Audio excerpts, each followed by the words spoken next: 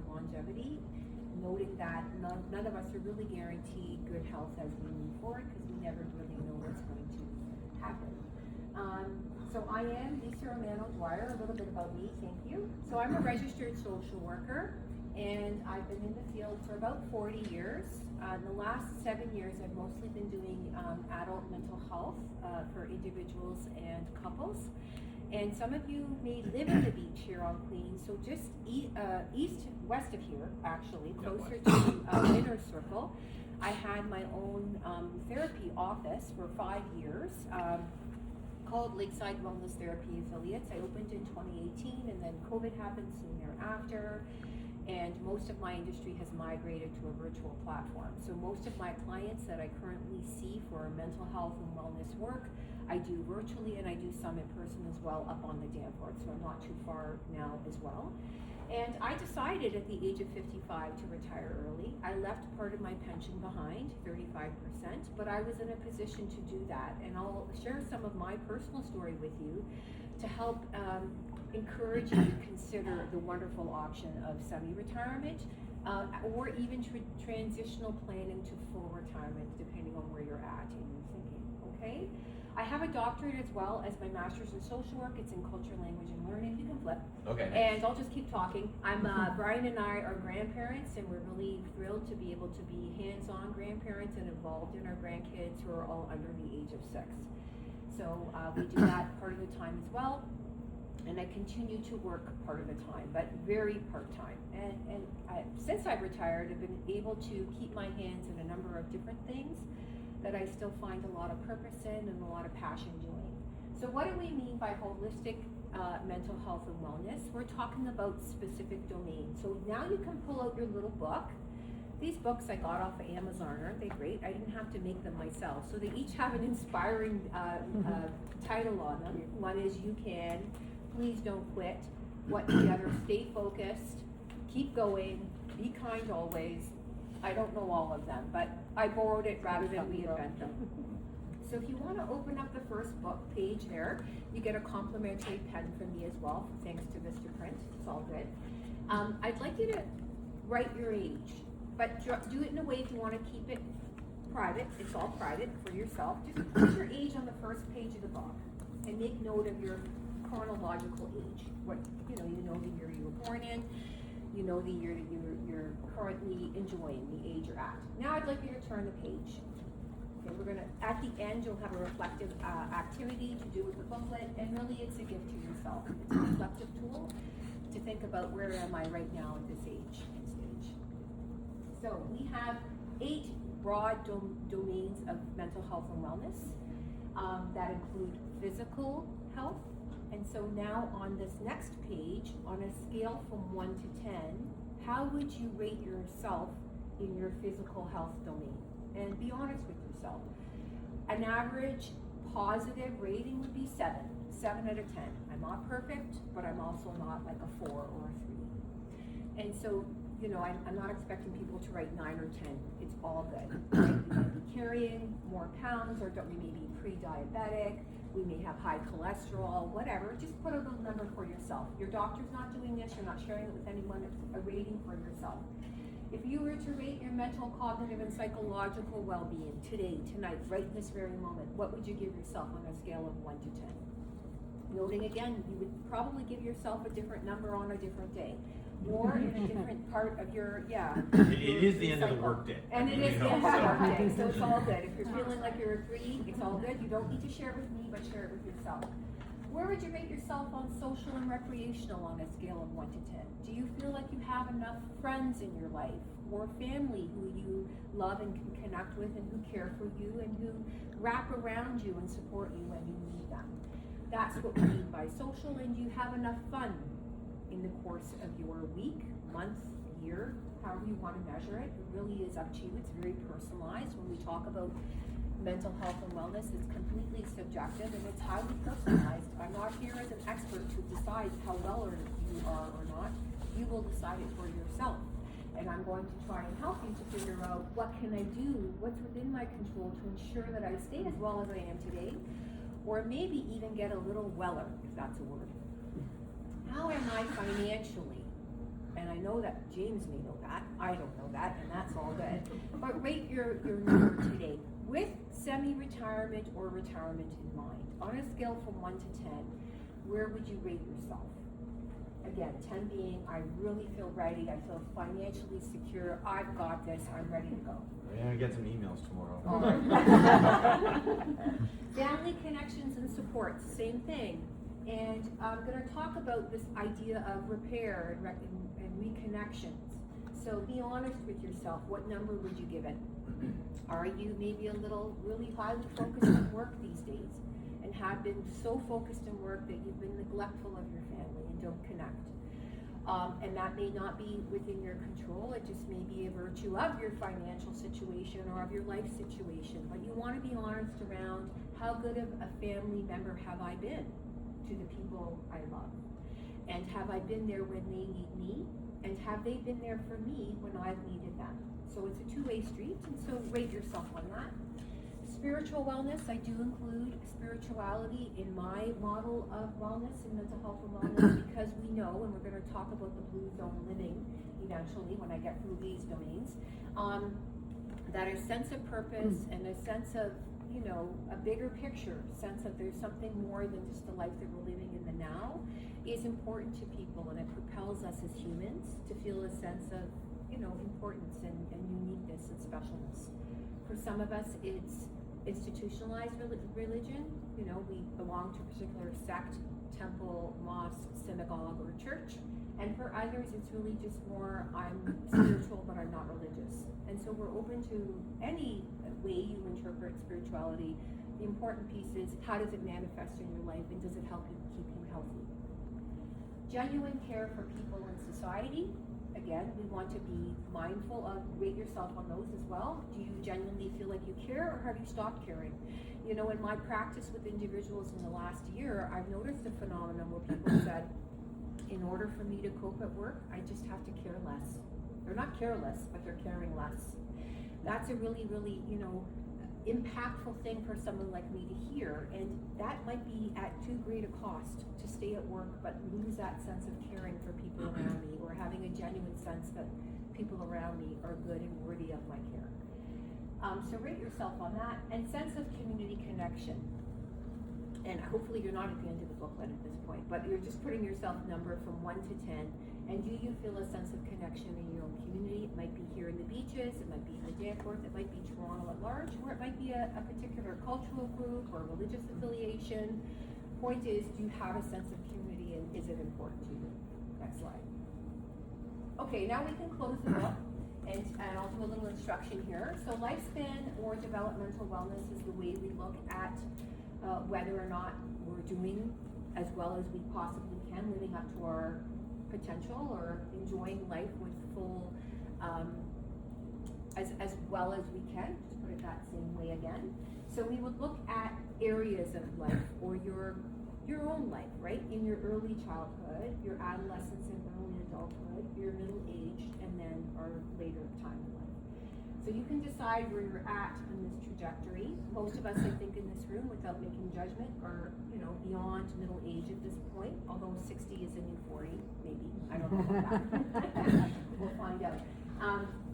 But point being, there may have been times in your life that you weren't as healthy or as well as compared to other times in our life. So all of us probably have encountered times where we were depressed or anxious, or physically had an accident, or in a cast, had stitches, had a breakdown with friendships, had a breakdown in relationships, perhaps divorced. So we can take a look at how did we cope during those peak crises moments in our life. What impact did those events have on us? And some early child impacts stay with people for a long time without treatment or, you know, opportunities to process that. So we know that that's a fact. And same too with other events that happen in different periods of our life. So we can go to the next. What we do know is that we're living longer than ever, and as we move forward, we bring all of our life stories, all of our experiences along with us, and according to this that we found in the Toronto Star, James and I, and it's not the World Health Organization, it's the United Nations. I forget what this Yeah, it's hard to see. says. So, UN World Population Prospects 2024. Yeah, so basically Canada rated, I think, in the top 20, and we tied with Israel, and apparently we live until 82.7 years of age. On average, yeah. On average, right? So we're living longer than ever, and if you look at the countries where the life expectancy is the lowest, and if we were to put or superimpose a grid around financial health or gross GDP or national GDP, we continue to see a connection between poverty or poor financial health as a nation and in individuals and life expectancy. So that makes sense. So when you look at the lowest countries, there are places like in Africa and other places that are still working to develop. So what are the signs of health? So when you go to see your doctor or you meet with your therapist, or when I meet with my therapist, I know that we're doing what we call a mental health status evaluation. And we do that based on what we see in a conversation with people. So we look at things like, how do you find your regular tasks of daily living? You know, filling up your dishwasher, getting your meals prepared, brushing your teeth, getting ready for work, meeting other people during the week. So are you feeling that that is still something you enjoy to do? The regular tasks of everyday living, the things that all of us need to do. It goes without saying that most of us do on autopilot, but for some as we age becomes more difficult. And clinically can become problematical when simple things like filling a dishwasher feels like a very heavy, difficult task. We want to be aware of that. Focusing and concentrating at school, work, or at home or in the community is another very important indicator of health and wellness. Are you more distracted than perhaps you had been? And if so, what does that put you at risk for? Slips and falls often are caused by people not fully attending or being mindful about where they're stepping and what's in front of them or around them, right? So again, you may notice that at work with simple errors, like I can't believe I missed that at work, or this is something that I knew like the back of my hand and yet I made a mistake. Not to say that one or two errors is the be all and end all, but we want to be honest about how well are we managing our ability to focus and get things done and concentrate at work. Attendance, or we use the, in current younger language or more vernacular language, they say, do you show up? We want you to show up. So the fact that you do show up at work, you do show up at school, you are able to meet your commitments with your family members and with your organizations is another sign of wellness and health. Or have you noticed that you've become increasingly isolated and withdrawn over the last while? I can't help but think of COVID and the impact of COVID on everyone's health during when you look at this mental health status in this way, because all of us were kind of forced to live a depressing lifestyle during COVID. It's true, and I happened to be very busy during COVID because a lot of people did really become depressed during COVID.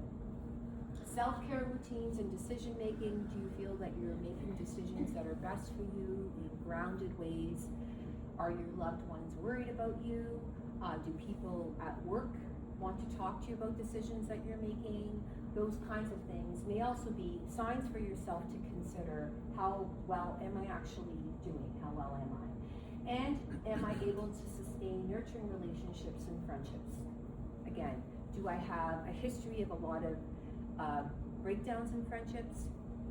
Or do I have people in my life that have been able to sustain over a period of time? Again, we're not expecting people to have a life without conflict. Conflicts do happen and relationships do break down. However, the question would be, who in your life is a relationship that you've been able to sustain? Like a sibling would be a good example, or a parent. Okay, excellent. So what's the science on aging? What an exciting time for me to be able to continue to practice in mental health and wellness, because we're living in a time when all the science is merging and it's all basically saying the same thing. It's exciting from a mental health perspective because we know now that talk-based work, talk-based counseling, talk-based coaching actually creates new neural pathways in the brain. And so that when you consider a problem from another point of view, you're actually allowing your brain really chemically to also operate in a new way, in a renewed way, that doesn't result in depression or unhappiness or anxiety.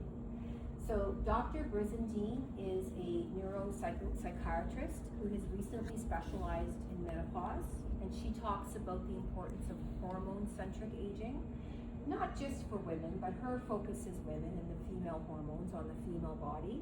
However, there's a lot of evidence that men also experience a diminishment in hormones as they age, and there's an impact on men as well. But specifically for women around the age of even as early as 35, and I believe in her book, which is called The Upgrade, she goes until 75.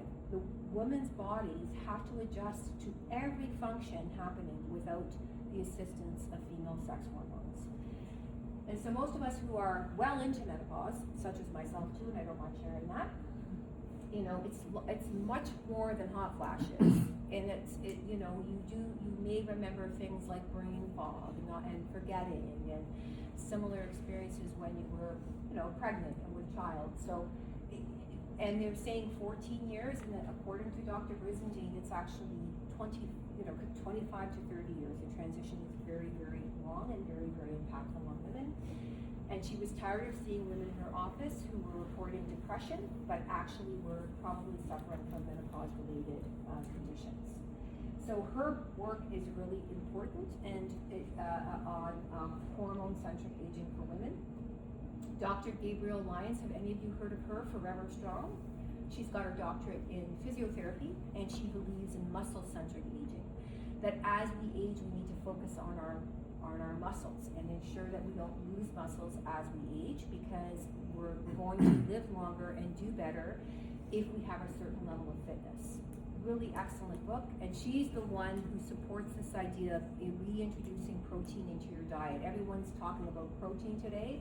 She's part of that whole movement to reintroducing and relying a lot on protein.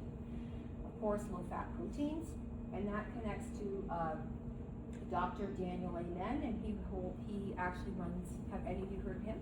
Daniel Amen. There's a whole bunch of Amen clinics in Washington and across the United States, not just in Washington. He's from Washington, and he coined the term brain warriors. And he talks about brain-centric aging. I believe he is also a neuropsychiatrist and does mind mapping for people, and will help people who are having particular conditions see how their brains are changing based on the work that he does. So what do all of these specialists tell us? They tell us that if we're taking care of our diet, if we're taking care of our exercise, if we're sleeping well, and we do the basics of health, like we've learned about cardio care, we're actually taking care of our brain, we're taking care of our hormone system, our endocrinological system, and we're taking care of our muscles. So it's all merging. Everything we had already learned to date continues to be true, and I find it very exciting. Thank you. So what can we find that's an easy place to remind us on how to sustain our health and wellness? And that would be the Blue Zone research. How many of you heard about the Blue Zone? Blue Zone diet? Yeah, a few of us. The Blue Zones was actually something that was done by we would call him an ethnographer. So he worked for the National Geographic. He's not a doctor, I don't believe. He just had an interest in why is it that some countries have people who live to be 100 and they live in reportedly good health. So he identified those countries. And does anyone remember what some of them are? Sicily. So, Sicily. Sicily was one, yes. Japan is another, yes. Anyone else? Costa Rica. Do you remember Costa Rica being on the list? What else? America. There was a small community in the United States of America that made the Blue Zone as well. It's not Buffalo, is it? No, I don't believe so. I'd have to watch. You can watch it on Netflix or whatever your streaming device is. It's not Buffalo, I don't believe. So essentially, it's how we eat, it's physical activity, social connection, feeling a sense of connection, strong family bonds, social networks, family bonds, and the word family in Canada means family of origin, your biological family, but it also includes family of choice. Like we have people that we view as family, and to me, as long as the connection is strong and loving and consistent and people are there for each other and it's of an emotional nature, then we would view that as a strong connection. Yeah. Purpose is what is this all about anyway? Right? What is life really all about anyway? What's the reason for all of this? Why have I been working so hard and amassing all of this wealth? Or what is it my life really about? And all of us have space to decide that for ourselves, right? And hopefully if we're feeling, I feel a little rudderless or like I'm aimless, I don't really know what this is about at this point, that might be a good time to reconsider what do I want to do with the remaining years of my life while I'm still healthy enough to enjoy it.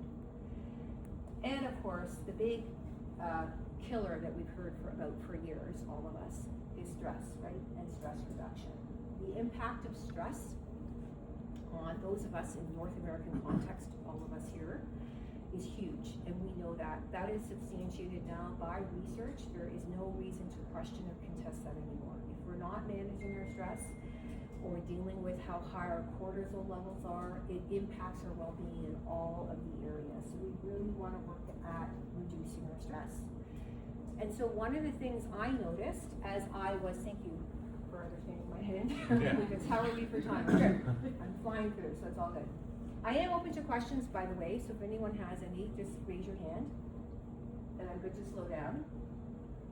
But one of the things I remember when I was working, I did 27 years in education prior to my deciding to retire, 7 years in community mental health, child and family mental health, medical mental health and hospital center at the Markham Civil Hospital in developmental assessment clinics. So I did a lot of different work. And what I felt near the end, as I got closer to 55, it probably started to happen around 48, 50. I went back to do my PhD at 45. Kind of thought, oh, it's a good time, or maybe I was 43. Who remembers now? At some point, I went back. But the point is that I remember feeling there's more about life outside of work that I really want to do than what I'm doing here. So my mind really wasn't in the job. Not that I ever really shortchanged my clients. I really felt as an ethical practitioner, to be very in tune with the client. But I was working in large systems, and you all know what was going on in education. We all heard it, right? So it's like, I gotta get out of this war zone.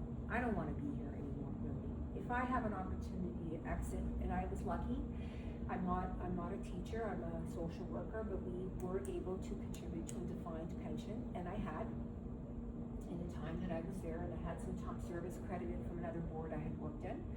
So I was able to make that decision. I was also fortunate enough that we were mortgage free at that point. And again, that was just a lot of hard work and wise payments and meeting your payments and doing those things. So that helped to make the decision. Plus, our kids had also completed university. So, it was all kind of those things came together very well for me to decide, okay, I don't mind leaving 35% of my pension behind because it will open door to other exciting things. One thing including private practice, which I really had a lot of fun doing. And I must say that if you're someone like me who thought, I'm not ready to fully retire yet, I still feel young enough to monetize what I do, but I want to own more of my time. I don't really want to be doing I don't want to have a million bosses anymore. I feel like outgrown the need to be managed. I believe I've arrived to a point where I want to do things in my own way creatively and had the capacity to do it. So I was fortunate, I understand that, but some of you may be in the same vein and may want to work with someone like me at some point, it doesn't have to be me, to figure out what is that thing I could do once I slow down in my main position. Or would your employer allow you to slow down there and come back in a consultative way or other things to consider. But this idea that starting a small business as a hobby was contested when I was starting it, but I'll tell you, as a midlife woman starting a small business, it was a lot of fun. And I would recommend that if it's a thought that you have, even if it's a passing thought, do it. I know from a lot of our retired teacher friends, because of course I know a lot of retired teachers, many who have also decided to retire early are keeping the Ontario government kind of moving around in their small businesses. You know, they open up little bookstores or gift shops in Huntsville. You know, so they're doing some creative things, or they're, you know, they've decided to do something, not that you have to, you just want to. You're still getting a sense of purpose out of it. And again, it might be like a 5-year plan or a 10-year plan, not a forever plan. The reality is that deciding to retire, whether it's semi-retired or fully retired, is a very, very difficult transition to make. We all know that some people do not survive retirement. Those are horrible stories, but they're real. They turn 65, they retire, and within that first year, we all know people who don't survive that first year. It's a scary thought, and I'm not intending to scare anybody. It's just it's a fact. And so, again, there's no guarantees. But my best recommendation would be, from a health perspective, that you start to think about your transition now. It's very unhealthy to go from a very highly intense position to nothing. I don't recommend that for anybody. Some people are nodding. You want to slowly, you know, land that fast plane nice and slowly and in a graduated way. And that does come down to planning, transitional goals. How am I going to do this? When am I going to do it? So in the first 3 or 6 months, if you're just in the beginning stages of even thinking about it, that's where someone like James comes in. You speak to a financial planner. In terms of personal things, you might want to explore, you know, connecting to a gym. When I make this transition, which may be very stressful, how physically fit am I? Am I prepared physically for this transition? There's the Toronto All Access Pass. How many of you are familiar with that? The City of Toronto. It's so affordable for people over 60. Like it's cents a day. I think it's $150 a year. And you get free access to any fitness program in any community center in the City of Toronto. It's an amazing program. And you'll find when you decide to do, if you decide to do that, you'll meet people there from your street or from your neighborhood who also heard that this is such a good deal. So it's really good. And the beaches here, the Beaches Recreation Center has a wonderful program every day. Explore accreditation, or what you can do while you're thinking about semi-retirement or retirement. What could I do if I do still feel like I want to make some money for bread and butter or whatever, you know, extra income. It's not as if, again, we're saying you can't make some more money. You can, but if you were going to do some money, what would you do? Do you want to have an Etsy store? You know what Etsy is? It's an online shopping place, right? Do you want to create a Shopify? There's a lot of opportunities for people who have like years of project management or executive skills or all kinds of different things that people do, and then redirect those skills into something a little creative, a little fun, not going to replace your full-time salary, but may give you a sense of purpose and some excitement while you slow things down. Within 6 months to a year, one of the things I recommend, and this is just an example, is renew your friendship network, reconnect and repair. That's what I asked you to rate, right? When you go back to your rating and you look at anything under 5, anything that you rated under 5 tonight might need your attention, and it might need your attention now.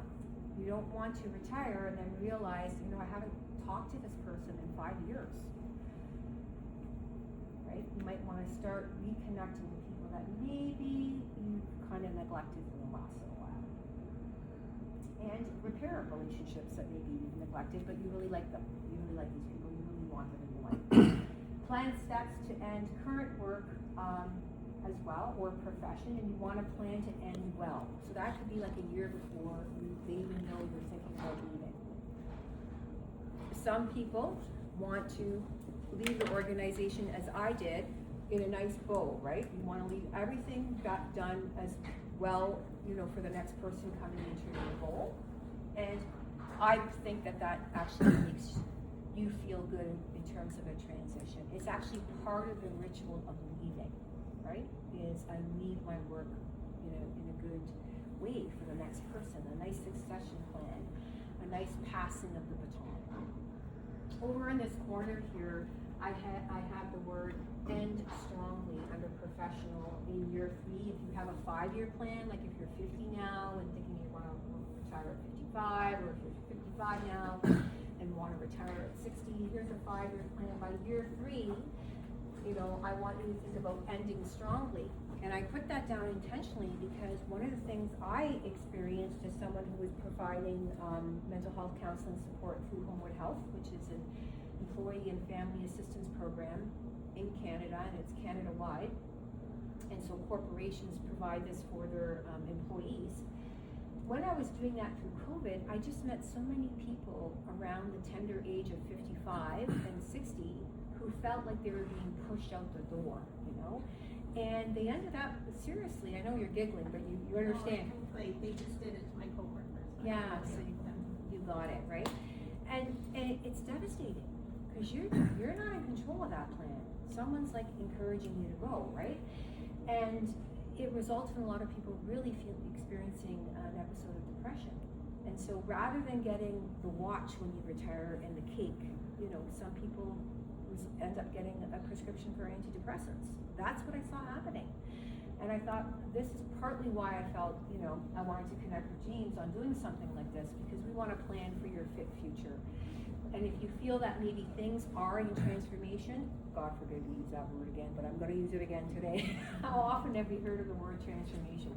The province of Ontario has transformed programs.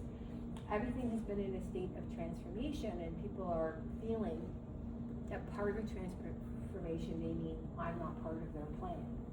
So I do recommend planning, and then my last slide is, and then we'll turn it over to you. Strategies to retire well is just a wise investment in yourself.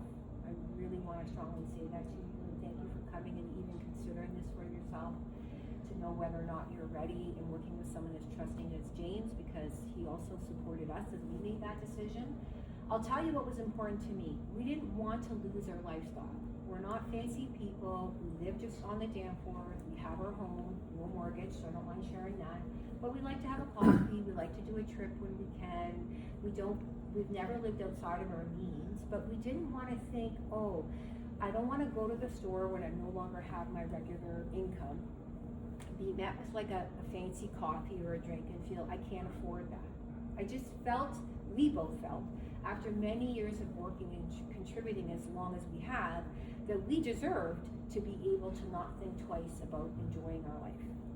And so you can decide that based on, is that a monthly amount? Is it a weekly amount? Is it a yearly amount? That's really up to you. But what I can tell you today with confidence is we didn't lose that. We didn't lose that. In fact, I gained time, I gained income. Shockingly, I gained income.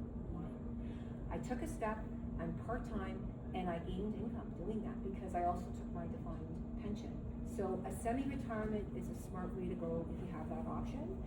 And I'm going to turn it over to James, because I believe he vetted his list based on the fact that many of you may have that option. And that's all I know. Great, thank you.